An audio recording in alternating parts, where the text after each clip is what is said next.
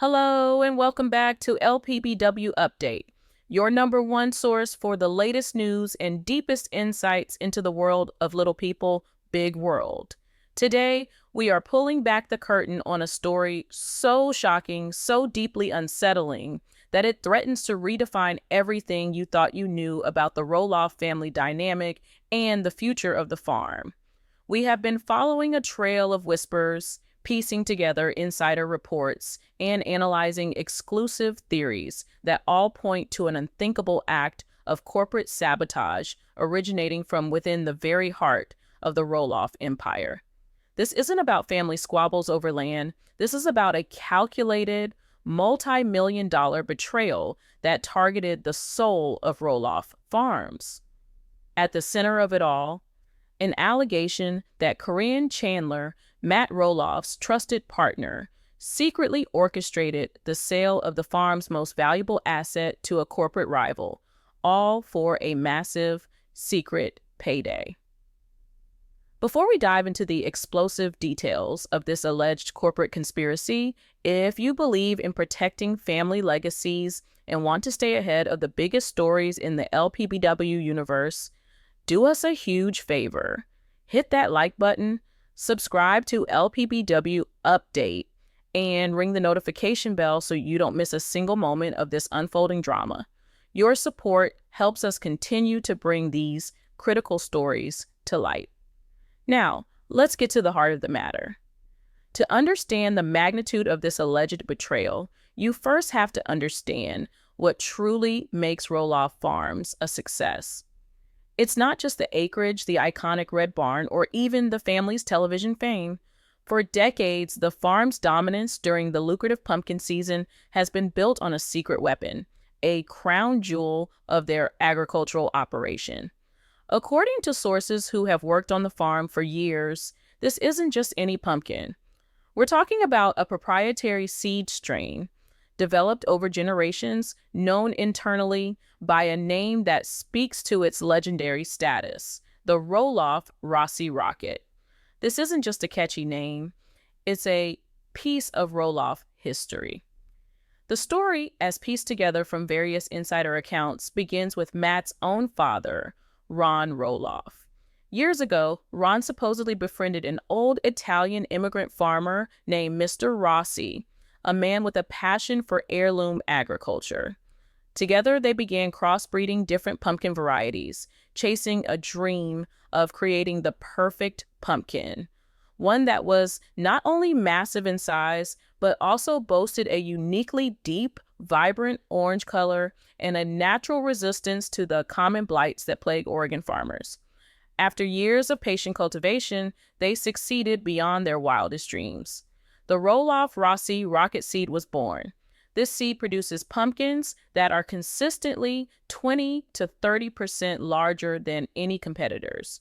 They have a distinct, almost perfectly spherical shape and a thick, sturdy stem perfect for an autumn centerpiece.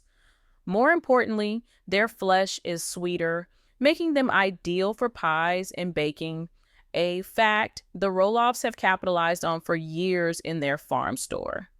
This seed, this specific piece of intellectual property, is the secret sauce. It's why families flock to Roloff Farms year after year, passing by dozens of other pumpkin patches.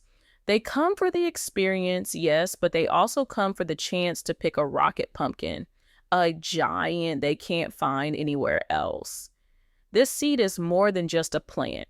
It's a brand, a legacy, and a multi-million-dollar asset that has been painstakingly protected for decades. It has never been sold, licensed, or shared.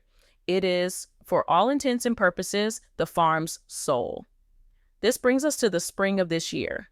Our sources indicate that a major player entered the scene, a multi-billion-dollar agribusiness conglomerate, a company we'll call Harvest Corp, began an aggressive expansion into the agritourism market.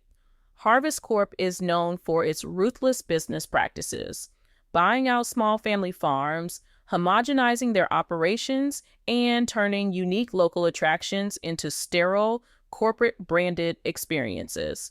They are the antithesis of everything Roloff Farms stands for. According to a report from a former Harvest Corp employee, their market research identified Roloff Farms as a major regional competitor, but more importantly, their agricultural division identified the Roloff-Rossi Rocket seed as a golden goose, a unique genetic asset that could give them market dominance, not just in the Pacific Northwest, but nationwide. Harvest Corp made their approach, but they didn't go through the usual channels. They didn't send a formal letter to the Roloff Farms business office. Instead, their top acquisitions executive allegedly reached out directly and discreetly to Caryn Chandler. Why Caryn? Because their opposition research would have shown her to be Matt's most trusted advisor, the de facto manager of pumpkin season, and the person with the most influence over his business decisions. But they may have also sensed something else, a potential vulnerability. For years, viewers have watched Caryn's role on the farm evolve, but her long-term security has always been a subject of speculation. With Matt's ongoing health concerns and the unresolved issue of the farm's inheritance among the children, theories suggest Caryn may have felt her position was precarious. What would happen to her if Matt were to pass away suddenly? What if the farm was sold to Zach or Jeremy, who have had a publicly strained relationship with her? Without a marriage certificate or a stake in the farm's ownership, Caryn could be left with nothing. Harvest Corp, with their team of corporate psychologists and negotiation experts, would have likely identified this as a powerful point of leverage. This is where the alleged deception begins.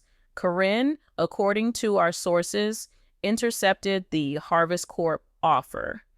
This wasn't just a casual inquiry. It was a massive 8-figure proposal to purchase the exclusive perpetual rights to the Roloff-Rossi Rocket seed patent and all existing seed stock. It was an offer to buy the farm's soul. But that's not what she presented to Matt. Instead, Caryn allegedly began a carefully orchestrated campaign of misinformation. She scheduled a series of secret meetings and phone calls with Harvest Corp's executives, hammering out a 2-pronged deal. On one side, there was the real agreement, the complete and total sale of the intellectual property for a staggering sum, rumored to be in excess of $15 million. On the other side was the Trojan Horse deal, the version she would present to Matt. To facilitate this, exclusive theories suggest Caryn took a critical step. Months prior, she had quietly established a new holding company, a limited liability company registered in Delaware, a state known for its corporate privacy laws. The company had a generic, untraceable name, something like CC Strategic Ventures LLC, and was for all intents and purposes a ghost corporation with her as the sole beneficiary. This entity would be the vehicle for her secret payday. With her corporate structure in place, she approached Matt. She didn't come with the full, intimidating Harvest Corp contract. Instead, she presented a doctored, simplified summary. She framed it as an exciting, low-risk opportunity. Matt, she might have said, Harvest Corp wants to partner with us. They want to license the Roloff brand. She would have called it a regional licensing agreement. She would have explained it as a way to expand the Roloff name beyond Oregon. The story she allegedly sold him was that Harvest Corp wanted to create a Roloff Farms pumpkin experience at a few of their locations on the East Coast. They would pay a modest annual fee for the rights to use the name and, as part of the deal, would need access to a limited supply of the rocket seeds to ensure the experience was authentic. She buried the most critical details in deceptive language. The total sale of the intellectual property was disguised as a perpetuity clause for brand assets. The multi-million-dollar payout was completely hidden. The document Matt was shown likely only detailed the small licensing fee that would be paid directly to Roloff Farms, a figure reportedly around $50,000 a year. To a busy man like Matt, who trusts Caryn implicitly to handle the fine print, this would have sounded like a fantastic deal. It was essentially free money, a way to monetize their brand with minimal effort. She would have played to his ego, telling him this was his chance to see the Roloff name become a national powerhouse, a testament to the legacy he built. He would see it as a win, a strategic move to secure the farm's financial future. The secret payout, the real money, was structured to bypass the farm's books entirely. The master agreement, the one Matt never saw, stipulated that the $15 million payment for the asset acquisition would be wired directly to CC Strategic Ventures LLC, Caryn's holding company. The $50,000 licensing fee was a mere smokescreen, a piece of theatrical misdirection designed to make the deal look legitimate to Matt and any accountants who might review the farm's finances. It was a brilliant, cold, and calculated act of corporate sabotage disguised as a savvy business deal. The signing of the contract, according to one insider theory, was a casual affair. It wasn't done in a lawyer's office with teams of advisors. It was likely done at the kitchen table in Matt's new house, over a cup of coffee. Caryn would have handed him a neatly organized folder containing only the signature pages for the licensing agreement. Matt, buoyed by the prospect of national source recognition and trusting his partner completely, would have signed without a second thought, effectively handing over the keys to his family's kingdom. As his pen left the paper, the deal was done. The wire transfer from Harvest Corp to Caryn's secret Delaware account would have been initiated within hours. She was now, secretly, a multimillionaire. And Matt Roloff had just unknowingly sold the future of his farm for a fraction of its worth. As summer turned to fall, preparations for pumpkin season on Roloff Farms began as they always do. The fields were teeming with the giant, vibrant orange gourds from the Roloff-Rossi Rocket seeds. The staff was hired, the attractions were polished, and there was a sense of optimism in the air. Matt, we are told, was particularly proud of his licensing deal. He saw it as a sign of his business acumen, a way to finally prove to his children and the world that he could take the Roloff brand to the next level. He was completely oblivious to the ticking time bomb that was about to detonate and cause a public humiliation of epic proportions. The season opened, and for the first couple of weeks, everything was normal. Families poured in, the cash registers rang, and the farm was a hub of happy autumnal activity. But then it happened. In mid-October, at the absolute peak of the pumpkin season, Harvest Corp made its move. They launched a massive nationwide marketing blitz.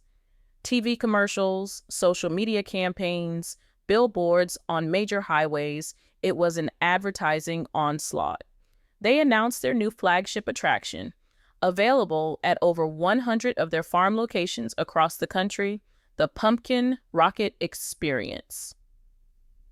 The marketing materials were a brutal, shameless copy of the Roloff's entire brand identity. The logo used a similar font. The advertisements featured a little person and actor as their friendly farm guide. And the centerpiece of the campaign was the pumpkins themselves, giant, perfectly round, deep orange pumpkins that were unmistakably grown from the Roloff-Rossi Rocket seed. They had even co-opted the name.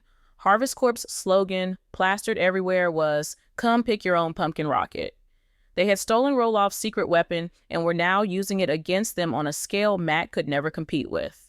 The impact was immediate and devastating. Local news stations in Oregon, instead of running their usual feel-good pieces about Roloff Farms, were now running stories comparing the original to Harvest Corp's new, slicker, and more widely available version. Tourists who might have driven hours to visit Roloff Farms now had a pumpkin rocket experience just a few miles from their own homes. Attendance at Roloff Farms began to dip. A palpable sense of confusion and betrayal rippled through the loyal fan base. How was this possible? Had the Roloffs sold out? Matt, according to sources close to the situation, was completely blindsided. He was baffled, hurt, and publicly humiliated. He would have seen the commercials and felt a pit in his stomach. He would have fielded calls from friends, family, and even his own children asking what was going on. Zach and Jeremy, already estranged over farm negotiations, would have likely seen this as the ultimate proof of their father's poor judgment, another instance of him prioritizing business over family legacy.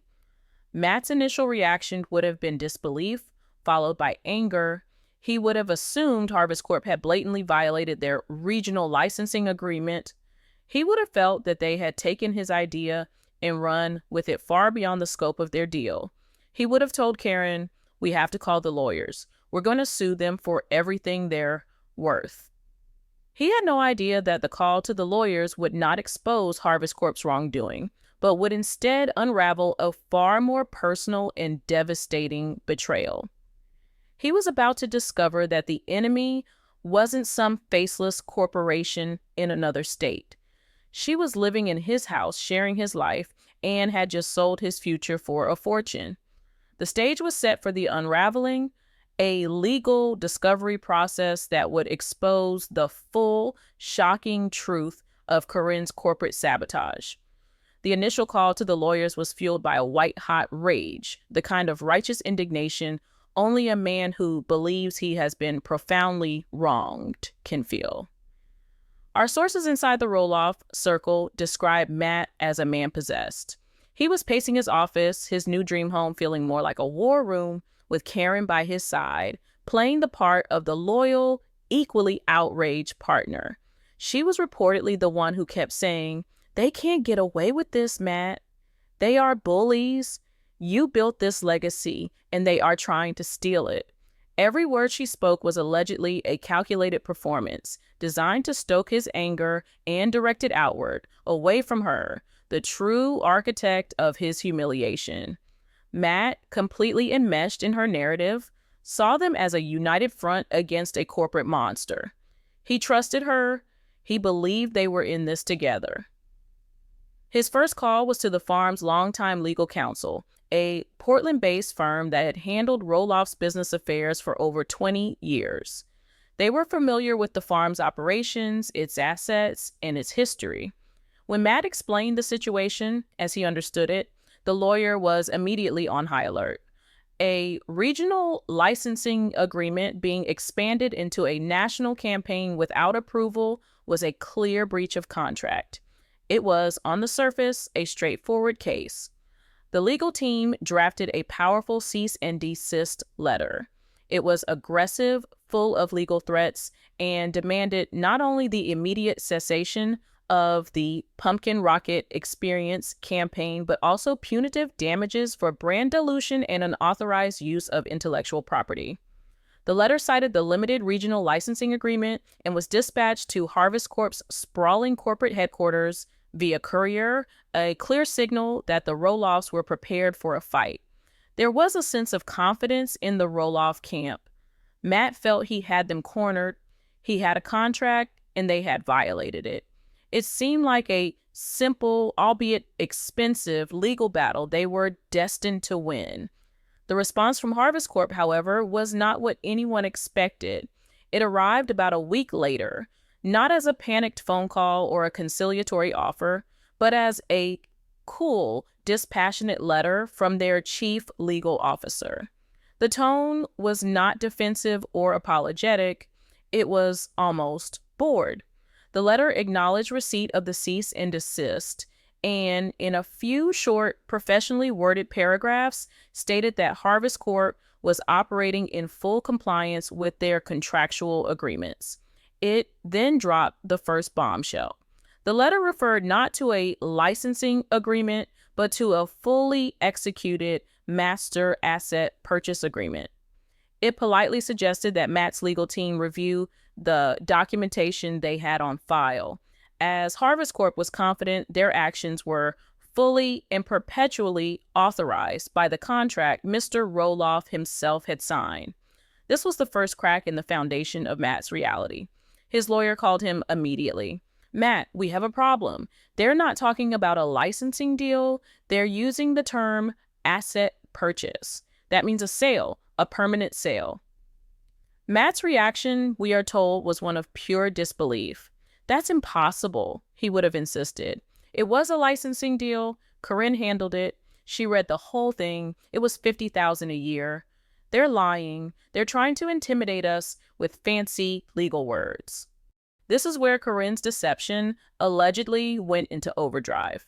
When Matt confronted her with this new information, she didn't flinch. According to a source privy to the tense conversations during this period, she masterfully played the part of the confused and victimized partner. An asset purchase? That's ridiculous, honey, she would have cooed, rubbing his shoulders. I sat right there with you. We went over the summary. They must have slipped some language in there. These corporate sharks, they're all crooks. This is why we have lawyers. They'll sort it out. Don't you worry. She was framing Harvest Corp as the villain, positioning herself as Matt's co-victim, his shield against the complex and treacherous world of corporate law. She was reassuring him, calming him, and all the while she was lying directly to his face. But Matt's lawyer was not so easily swayed.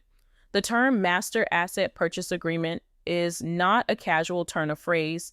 It is a specific, powerful legal instrument. It signifies a complete transfer of ownership. He explained to Matt that the only way to resolve this discrepancy was to get a copy of the exact document Harvest Corp was referencing.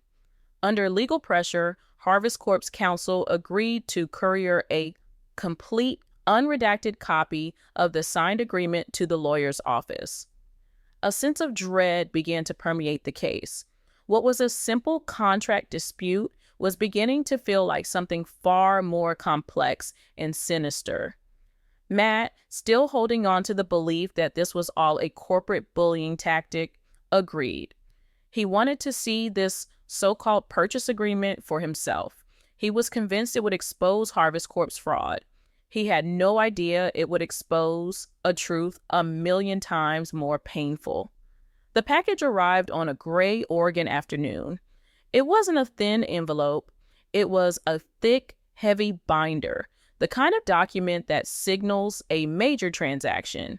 The lawyer's paralegal signed for it, and it was placed on the conference room table with a heavy thud. The lawyer, a man who had seen his share of tough negotiations and corporate hardball, later told an associate that he felt a chill as he opened it. The cover page alone was a shock. Master Asset Purchase and Intellectual Property Transfer Agreement between Harvest Corp Agribusiness, Inc. and Roloff Farms, LLC, and CC Strategic Ventures, LLC. The lawyer's blood ran cold. Who was CC Strategic Ventures? It wasn't a party to the deal Matt had described. He began to flip through the pages, his eyes scanning the dense legal text. The language was clear, brutal, and unambiguous.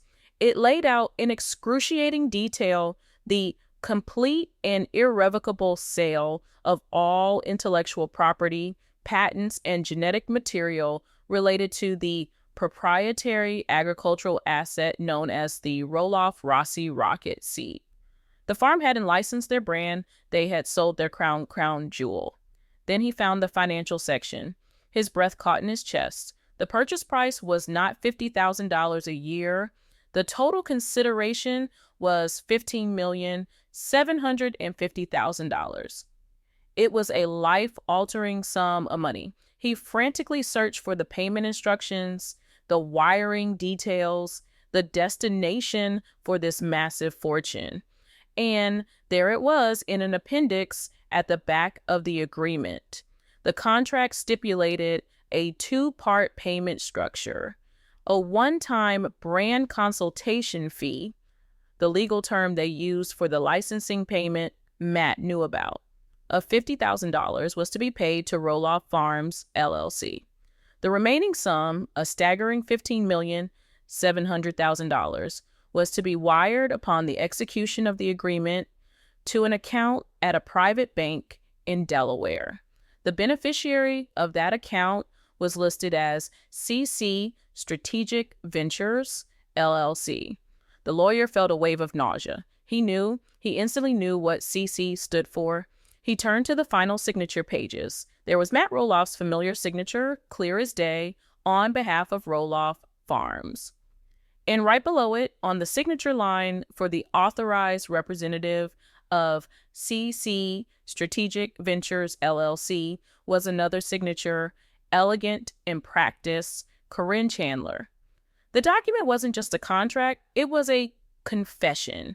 It was the blueprint of a grand betrayal, meticulously planned and perfectly executed.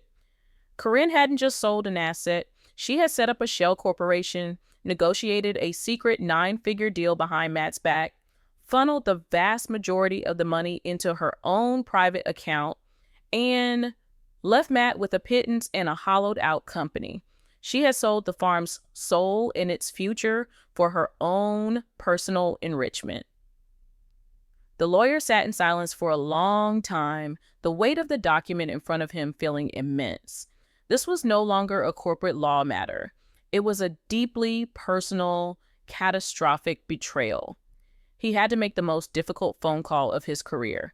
He picked up the phone and dialed Matt's number. When Matt answered, his voice was anxious, hopeful, ready for good news in the fight against Harvest Corp. The lawyer's tone was grim. "Matt," he said, his voice low and steady, "you need to come to my office right now. And Matt, you need to come alone." The drive to the lawyer's office was, according to a family insider who spoke with Matt later that day, the last few moments of his old life. He was still operating under the assumption that the document would be their smoking gun against Harvest Corp, a forgery or a fraudulent contract they could use to nail the company to the wall. He walked into the stately downtown law office with a sense of purpose, ready for a strategy session. He was greeted not by a team of litigators ready for battle, but by his sole somber-faced attorney in a silent conference room. The heavy binder sat in the middle of the polished mahogany table like a casket. The lawyer didn't waste time. "Matt, I'm going to walk you through this. I need you to listen carefully and hold your questions until the end." For the next hour, the lawyer dissected the contract, piece by devastating piece. He started with the title, pointing out the words asset purchase and the third party, CC Strategic Ventures. Matt's brow furrowed in confusion. "Who is that?" he asked, but the lawyer held up a hand and continued. He read the clause detailing the irrevocable sale of the seed patent. Matt's face went pale. No, that's not right," he stammered. "It was a licensing deal." The lawyer then turned to the financial appendix. He slid the page across the table to Matt. "This is the payment structure, Matt." Matt's eyes scanned the numbers. He saw the $50,000 fee to Roloff Farms. "See," he said, a tremor of relief in his voice. "That's the deal." The lawyer gently pushed the paper closer. "Read the next line, Matt."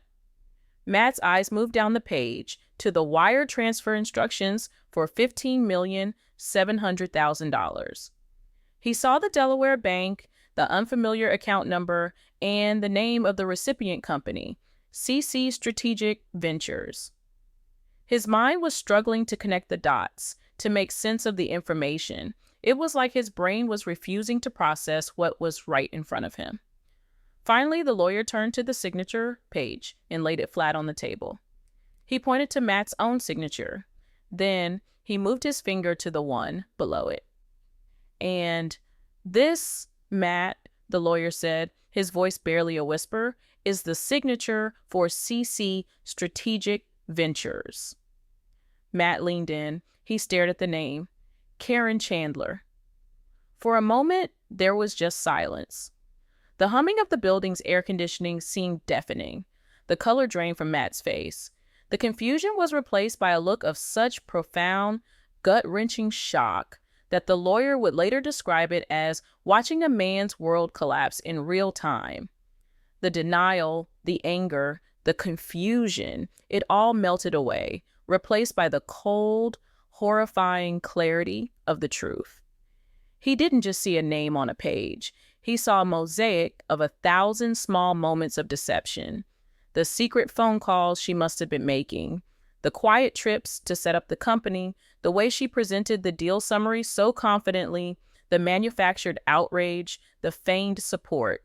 Every memory of the past year was instantly recontextualized, tainted by this monstrous revelation. The betrayal wasn't just financial, it was absolute. It was a violation of trust so deep, it fundamentally broke his perception of his own life. He didn't say a word. He simply stood up, the chair scraping loudly against the floor, and walked out of the office. He left the binder, the evidence of his ruin, sitting on the table. The drive back to the farm was a blur. How do you process information like that? How do you reconcile the woman you love, the woman you were building a future with the cold, calculating corporate raider who had just stolen your family's legacy? The dream house he had just built, the one he intended to share with her, now felt like a crime scene. He walked into the house, and she was there in the kitchen, preparing dinner, humming a tune. She looked up and smiled, a warm, familiar smile that now seemed grotesque. "Hi, honey. How did it go with the lawyer? Do we have those crooks on the run?" Her voice was light, cheerful, and utterly oblivious to the storm that was about to break. Matt didn't shout. He didn't scream. The rage had burned out, leaving behind something colder and heavier. He walked to the kitchen island and stood opposite her. His voice, when he finally spoke, was hollow, devoid of all emotion. "CC Strategic Ventures," he said. It wasn't a question, it was an accusation. Caryn's smile faltered. A flicker of panic, of pure, undiluted fear, flashed in her eyes before being replaced by a mask of confusion. What's that, honey? Some other company they're using?" she asked, trying to play dumb. "Don't," Matt said, his voice dangerously low. "Don't lie to me anymore. Caryn, I saw the contract, I saw the bank account, I saw your signature." The silence that followed was absolute. The pretense was over. There was nowhere left for her to hide. According to our insider sources, this is when the true Caryn Chandler, the one who had orchestrated this entire affair, finally emerged. The warm, supportive facade crumbled, and what was left was a woman hardened by years of perceived insecurity and fueled by a desperate desire for her own power. She didn't break down in tears. She didn't beg for forgiveness. She justified it. "I did what I had to do, Matt," she allegedly said, her voice steely. "For me, for my future. You've been dithering for years about this farm, tossing it back and forth between the boys, changing your mind every other week. What was my security in all of that? If something happened to you tomorrow, I'd be out on the street. Your kids hate me. They'd have made sure of it. This wasn't just an asset, Matt. It was a lottery ticket, and you were never going to cash it in. You were going to let it get carved up and destroyed by family drama. I secured its value. I secured my future." It was a stunning confession. She saw herself not as a traitor, but as a pragmatist. In her mind, she had saved the asset's value from the Roloff family's dysfunction and, in the process, secured her own independence. To Matt, her words were like acid. She had used his love for his family, his indecision, and his pain over his sons as the very justification for her betrayal. She had weaponized his greatest vulnerability against him. The news of what had happened ripped through the Roloff family like a shockwave. It's unclear who Matt called first, but within hours, everyone knew. Zach and Tori were reportedly horrified, but not entirely surprised. For them, this was the ultimate validation of their long-held suspicions about Caryn. Zach had been vocal about his mistrust of her influence over his father, and this catastrophic betrayal proved his instincts had been right all along. His anger, however, was twofold: a deep, seething rage at Caryn for her greed and deception, and a profound, sorrowful anger at his father for being so blind, for choosing to trust a relative stranger over his own family and allowing this to happen. The sale of the seed wasn't just a business loss, it was the theft of his and his brother's birthright, the final irreversible loss of a piece of the farm they had always hoped to one day inherit. Jeremy and Audrey's reaction was said to be one of deep grief. They have always been the more sentimental of the siblings when it comes to the farm's legacy and history. The Roloff-Rossi Rocket seed was a piece of their grandfather's story, a tangible link to their heritage. To them, Caryn had not just sold a patent, she had sold a piece of family history, a story that could no longer be passed down to their children. The dream of their kids running through fields of those special giant pumpkins was gone forever, sold off for cash that went into Caryn Chandler's pocket.